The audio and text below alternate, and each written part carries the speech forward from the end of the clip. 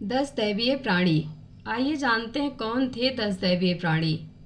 भगवान श्री राम और उनके पूर्व का काल प्राणियों की विचित्रताओं और भिन्नताओं का काल था। इस काल में धरती पर विचित्र किस्म के लोग और प्रजातियां रहती थीं, लेकिन प्राकृतिक आपदा या अन्य कारणों से ये प्रजातियां अब लुप्त हो गई हैं। आज यह समझ पाना मुश्किल है कि कोई पक्षी कैसे बोल सकता है, जबकि वैज्ञानिक अब पक्षियों की भाषा समझने में सक्षम हो रहे हैं। आज यह भी समझ से परे है कि कोई विचित्र प्राणी या पशु कैसे बोल सकता है और किस तरह मानव समूह के साथ रहकर अपना जीवन यापन कर सकता है। प्राचीन काल में बंदर, भालू आदि की आकृति के मानव होते थे। इस तरह अन्य कई प्रजातियां थीं जो मानवों के संपर्क में थी। ऐसे ही 10 पौराणिक प्राणियों के बारे में जानकारी निम्नानुसार है। पहला रहस्यमयी प्राणी, कामधेनु गाय। विष के बाद मथे जाते हुए समुद्र के चारों ओर बड़े जोर की आवाज़ उत्पन्न हुई। देव और असुरों ने जब सिर उठाकर देखा तो पता चला कि यह साक्षात सुरभि कामधेनु गाय थी। इस गाय को काले, श्वेत, पीले, हरे तथा लाल रंग की सैकड़ों गौएं घेरे हुए थीं। कामधेनु गाय की उत्पत्ति भी समुद्र मंथन से हुई थी। यह एक चमत्कारी गाय होती थी जिसके दर्शन मात्र से ही सभी तरह के दुख दर्द दूर हो जाते थे। दैवीय शक्तियों से संपन्न यह गाय जिसके भी पास होती थी उसे चमत्कारिक लाभ मिलता था।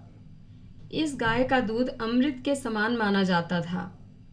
श्री राम के पूर्व परशुराम के समकालीन ऋषि वशिष्ठ के पास कामधेनु गाय थी। हिंदू धर्म में गाय को पवित्र माना जाता है। यह कामधेनु गाय सबसे पहले वरुण देव के पास थी। कश्यप ने वरुण देव से कामधेनु मांगी थी, लेकिन बाद में लौटाई नहीं। अतः वरुण के शाप से वह अगले जन्म में ग्वाले हुए। यह कामधेनु गाय अंत में ऋषि वशिष्ठ के पास रही। कामधेनु के लिए गुरु वशिष्ठ से विश्वामित्र सहित अन्य कई राजाओं ने कई बार युद्ध किया, लेकिन उन्होंने कामधेनु गाय किसी को भी नहीं दी। गाय के इस झगड़े में गुरु वशिष्ठ के 100 पुत्र मारे गए थे। अंत में यह गाय ऋषि परशुराम ने ले ली थी। हिंदुओं के लिए गाय सबसे पवित्र है। इस धरती पर पहले गायों की कुछ ही प्रजातियां होती थी। प्रारंभिक काल में एक ही प्रजाति थी। माना जाता है कि आज से लगभग 9500 वर्ष पूर्व गुरु वशिष्ठ ने गाय के कुल का विस्तार किया और उन्होंने गाय की नई प्रजातियों को भी बनाया।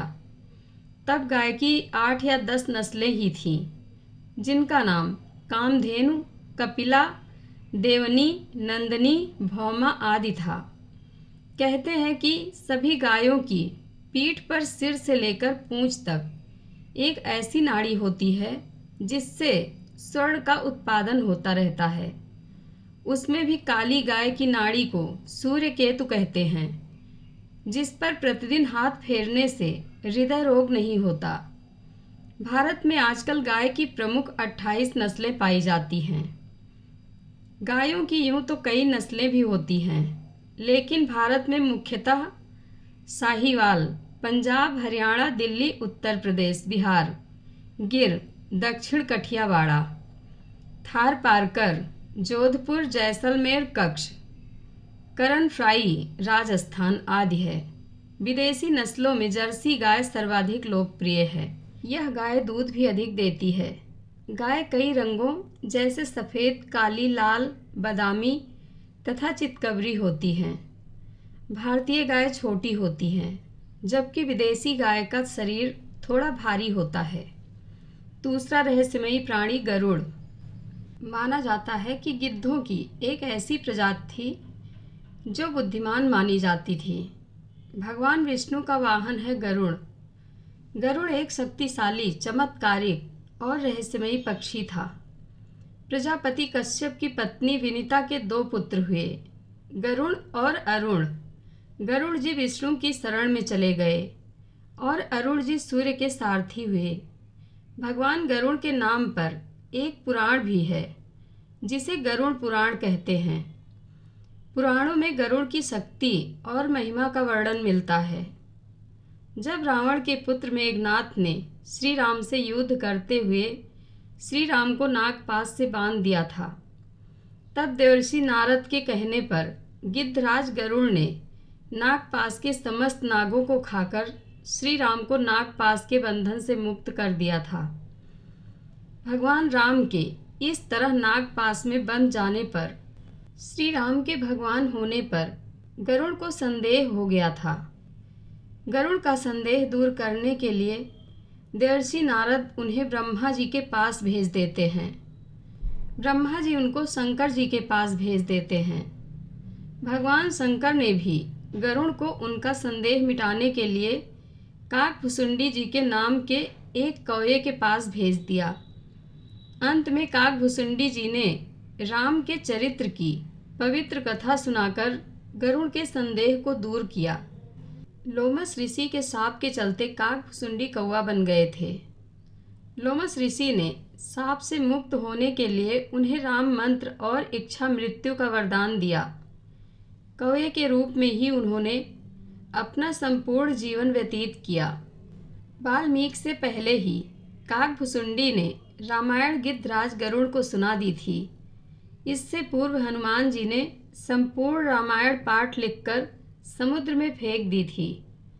वाल्मीकि श्री राम के समकालीन थे और उन्होंने रामायण तब लिखी जब रावण वध के बाद राम का राज्याभिषेक हो चुका था। तीसरे चमत्कारिक और रहस्यमयी प्राणी संपाति और जटायु, ये दोनों पक्षी श्री राम के काल में थे। प्रजापति कश्यप की पत्नी विनीता के दो पुत्र हुए, गरुड़ और अरुण। गरुड़ जी विष्णु की शरण में चले गए और अरुण जी सूर्य के सारथी हुए। संपाति और जटायु इन्हीं अरुण के पुत्र थे। पुराणों के अनुसार संपाति बड़ा था और जटायु छोटा। ये दोनों विंध्याचल पर्वत की तलहटी में रहने वाले निशाकर ऋषि की सेवा करते थे। संपाति और जटायु ये दोनों भी दंडकारण्य क्षेत्र में रहते थे। खासकर मध्य प्रदेश छत्तीसगढ़ में इनकी जाति के पक्षियों की संख्या अधिक थी। छत्तीसगढ़ के दंडकारण्य में गिद्धराज जटायु का मंदिर है। स्थानीय मान्यता के अनुसार दंडकारण्य के आकाश में ही रावण और जटायु का युद्ध हुआ था और जटायु के कुछ अंग दंडकारण्य में आ गिरे थे, इसलिए यहाँ एक मंदिर है। दूसरी ओर मध्य प्रदेश के देवास जिले की बागली तहसील में जटाशंकर नाम का एक स्थान है, जिसके बारे में कहा जाता है कि गिद्धराज जटायु वहाँ तपस्या करते थे। जटायु पहला ऐसा पक्षी था जो राम के लिए शहीद हो गया था। जटायु का जन्म कहाँ हुआ यह पता नहीं, लेकिन उनकी मृत्यु दंडकारण्य में हुई। बचपन में संपाति और जटायु ने सूर्यमंडल को स्पर्श करने के उद्देश्य से लंबी उड़ान भरी। सूर्य के असहाय तेज से व्याकुल होकर जटायु तो बीच में ही लौट आए, किंतु संपाति उड़ते ही गए। सूर्य के निकट पहुंचने पर सूर्य के ताप से संपाति के पंख जल गए और वे समुद्र तट पर गिरकर चेतना शून्य हो गए। चंद्रमा नामक मुनि ने उन पर दया करके उनका उपचार किया और त्रेता में सीता की खोज करने वाले पांडवों के दर्शन से पुनः उनके पंख जमने का आशीर्वाद दिया। तब जटायु नासिक के पंचवटी में रहते थे। तब एक दिन आखेट के समय महाराज दशरथ से उनकी मुलाकात हुई और तभी से वह और दशरथ मित्र बन गए। वनवास के समय जब भगवान श्री राम पंचवटी में पर्णकुटी बनाकर रहने लगे, तब पहली बार जटायु से उनका परिचय हुआ। जटायु के बाद रास्ते में संपाति के पुत्र सुपार्श्व ने सीता को ले जा रहे रावण को रोका और उससे युद्ध के लिए तैयार हो गया, किंतु रावण उसके सामने गिड़गिड़ाने लगा और इस तरह वह वहाँ से बचकर निकल आया। बाद में जब अंगद आदि सीता की खोज करते हुए संपाति से मिले तो उन्होंने जटायु की मृत्यु का समाचार दिया।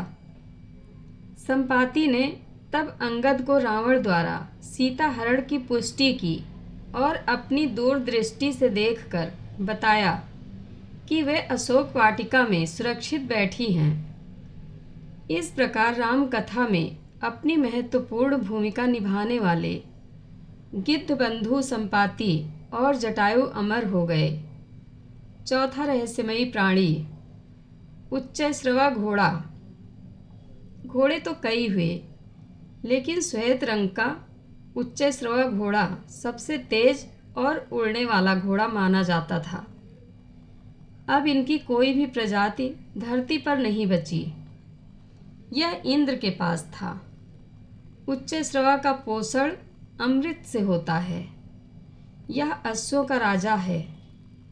उच्चैःश्रवा के कई अर्थ हैं, जैसे जिनका यश ऊंचा हो, जिनके कान ऊंचे हों, अथवा जो ऊंचा सुनता हो।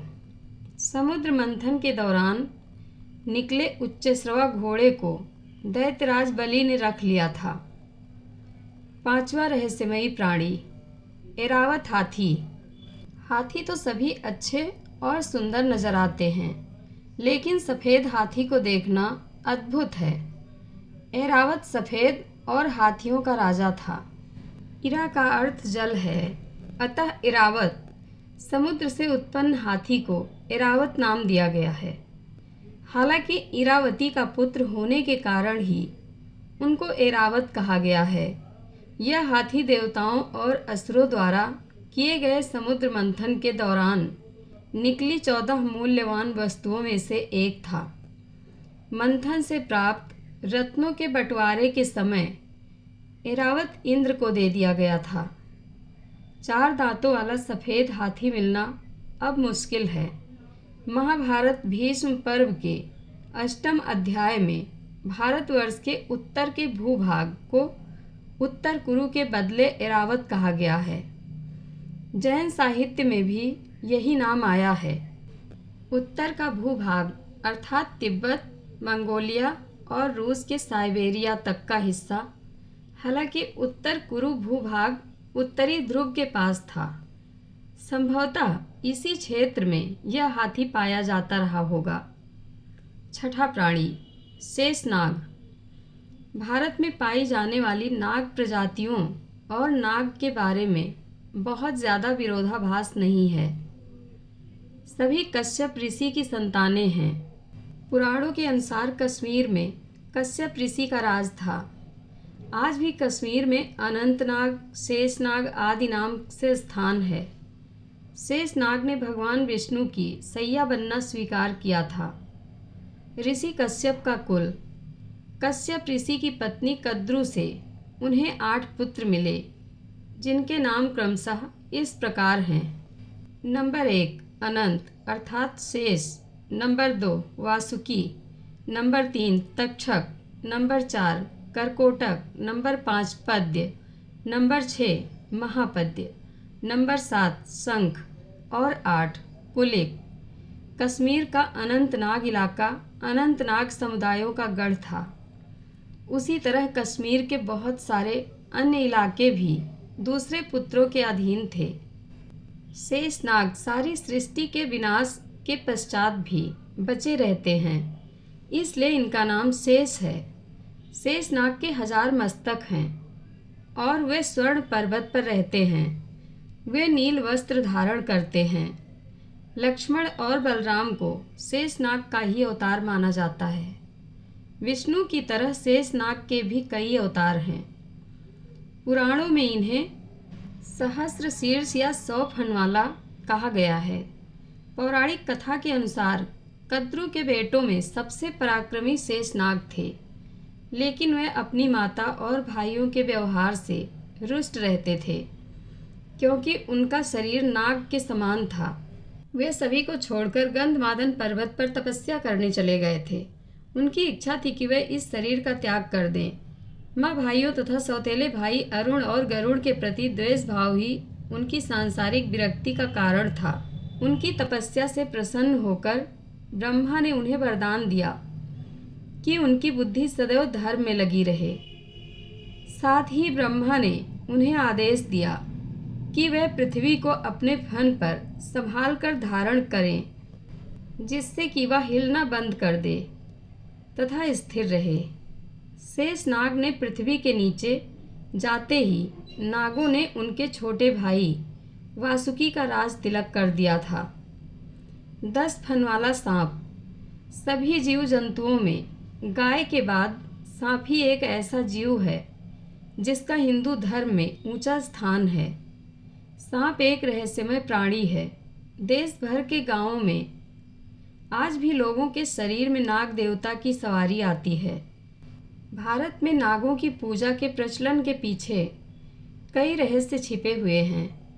माना जाता है कि नागों की एक सिद्ध और एक चमत्कारिक प्रजाति हुआ करती थी, जो मानवों की सभी मनोकामनाएं पूर्ण कर देती थी। उल्लेखनीय है कि नाग और सर्प में फर्क है। सभी नाग कद्रु के पुत्र थे, जबकि सर्प क्रोधवसा के। पौराणिक कथाओं के अनुसार पाताल लोक में कहीं एक जगह नागलोक था, जहां मानव आकृति में नाग रहते थे। कहते हैं कि 7 तरह के पाताल में से एक महातल में ही नागलोक बसा था, जहां कश्यप की पत्नी कद्रु और क्रोधवसा से उत्पन्न हुए अनेक सिरों वाले नाग और सर्पों का एक समुदाय रहता था। उनमें कहुक, तक्षक, कालिया और सुषेण आदि प्रधान नाग थे। नाग कन्या। कुंती पुत्र अर्जुन ने पाताल लोक की एक नाग कन्या से विवाह किया था, जिसका नाम उलूपी था। वह विधवा थी। अर्जुन से विवाह करने से पहले उलूपी का विवाह एक नाग से हुआ था, जिसको गरुड़ ने खा लिया था। अर्जुन और नाग कन्या उलूपी के पुत्र थे अरावन, जिनका दक्षिण भारत में मंदिर है और हिजड़े लोग उनको अपना पति मानते हैं।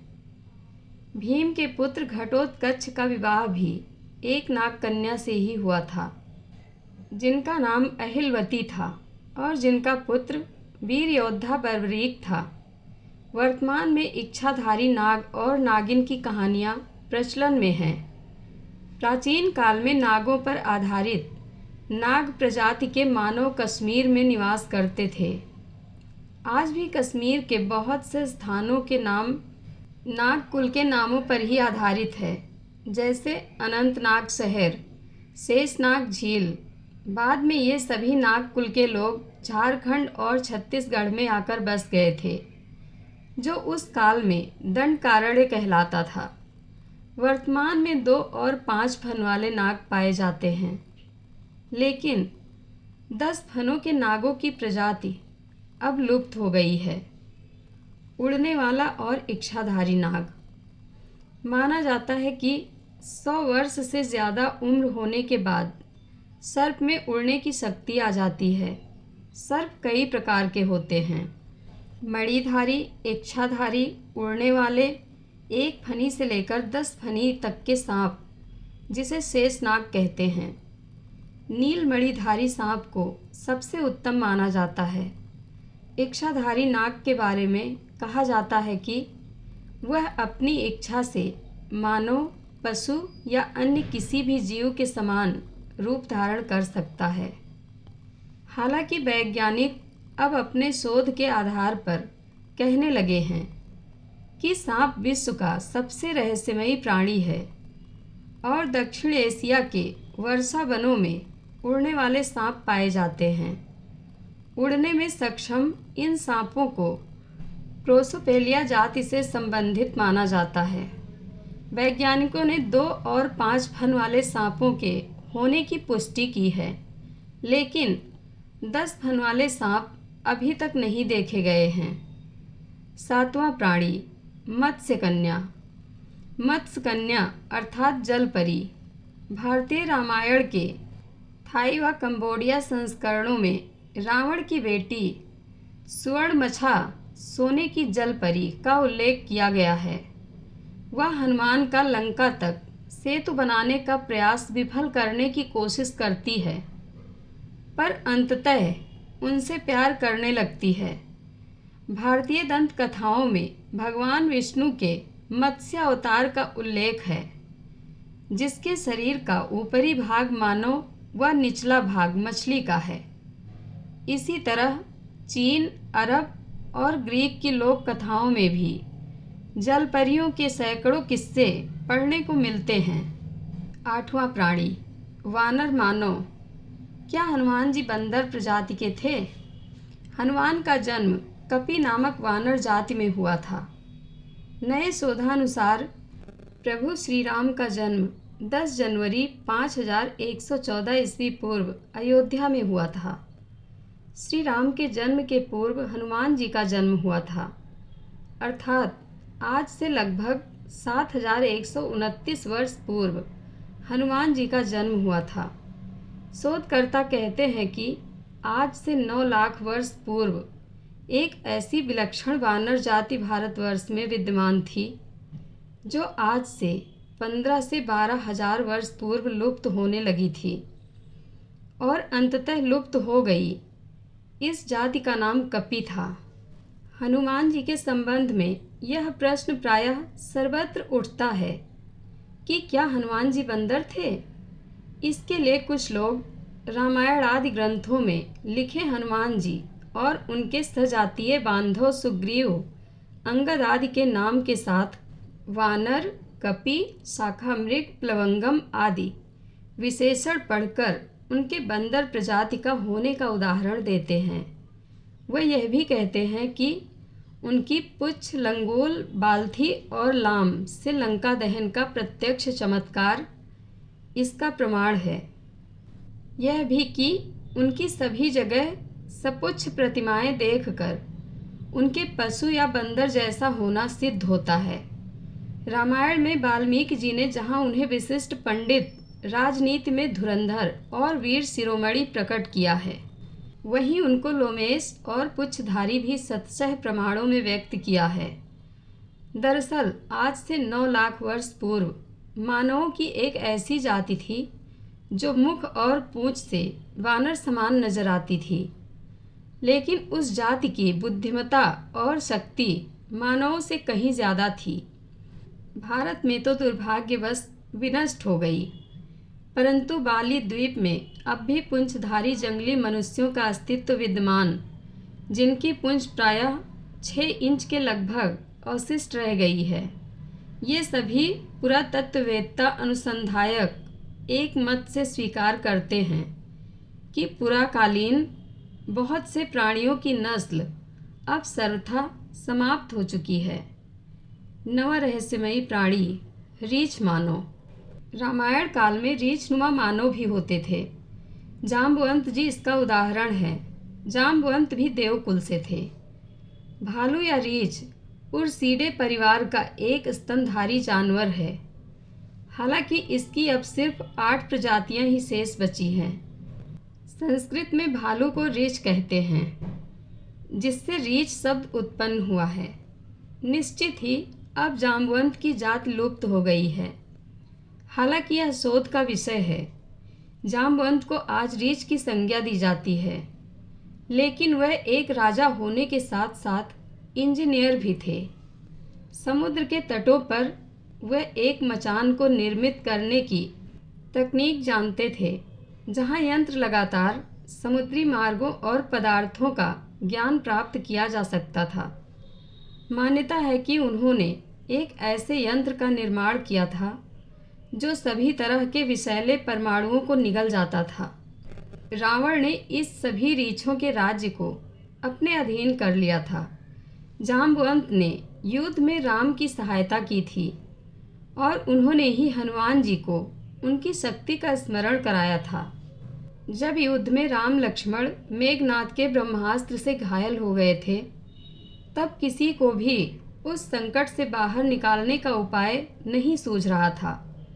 तब विभीषण और हनुमान जी जाम्बवंत जी के पास गए।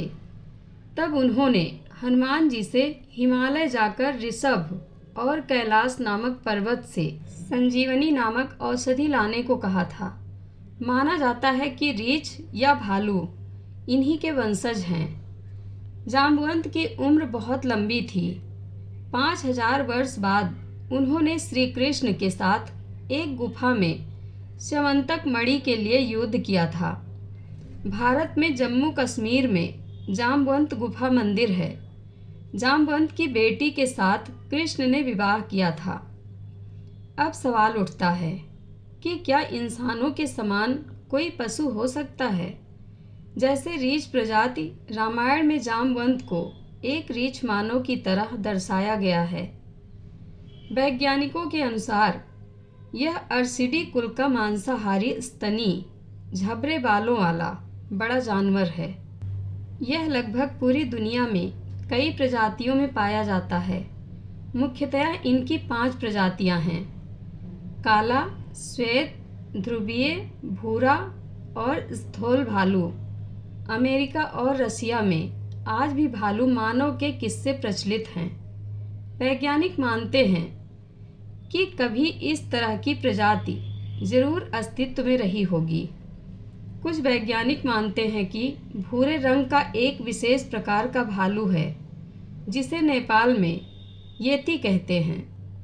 एक ब्रिटिश वैज्ञानिक शोध में पता चला है कि हिमालय के मिथकीय हिम मानव येती भूरे भालुओं की ही एक उप प्रजाति हो सकती है।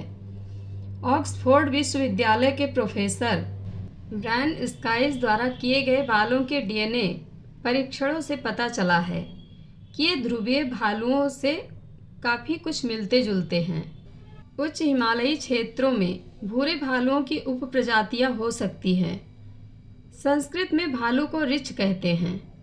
अग्निपुत्र जाम्बुवंत को ऋछपति कहा जाता है।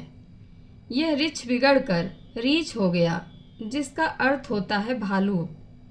लेकिन क्या वह सचमुच भालू मानव थे? रामायण आदि ग्रंथों में तो उनका चित्रण ऐसा ही किया गया है। ऋछ शब्द संस्कृत के अंतरिक्ष शब्द से निकला है। जाम्बुवंत को अजर अमर होने का वरदान प्राप्त है। प्राचीन काल में इंद्रपुत्र, सूर्यपुत्र, चंद्रपुत्र, पवनपुत्र, वरुणपुत्र, अग्निपुत्र आदि देवताओं के पुत्रों का अधिक वर्णन मिलता है। उक्त देवताओं को स्वर्ग का निवासी कहा गया है। एक और जहाँ हनुमान जी और भीम को पवन पुत्र माना गया है, वहीं जाम्बुवंत को अग्निपुत्र कहा गया है। जाम्बुवंत की माता एक गंधर्व कन्या थी। जब पिता देव और माता गंधर्व थी तो वे कैसे ऋछ मानव हो सकते हैं? एक दूसरी मान्यता के अनुसार भगवान ब्रह्मा ने एक ऐसा ऋछ मानव बनाया था जो 2 पैरों से चल सकता था और जो मानवों से संवाद कर सकता था। पुराणों के अनुसार वानर और मानवों की तुलना में अधिक विकसित ऋछ जनजाति का उल्लेख मिलता है। वानर और किम पुरुष के बीच की यह जनजाति अधिक विकसित थी। हालांकि इस संबंध में अधिक शोध किए जाने की आवश्यकता है। 10वां रहस्यमयी प्राणी येती मानव। बिगफुट को पूरे विश्व में अलग अलग नामों से पुकारा जाता है। तिब्बत और नेपाल में इन्हें येती का नाम दिया जाता है, तो ऑस्ट्रेलिया में योवी के नाम से जाना जाता है। भारत में इसे यति कहते हैं। जय श्री कृष्णा। कथा अच्छी लगे तो कमेंट बॉक्स में अपनी राय ज़रूर दें। धन्यवाद।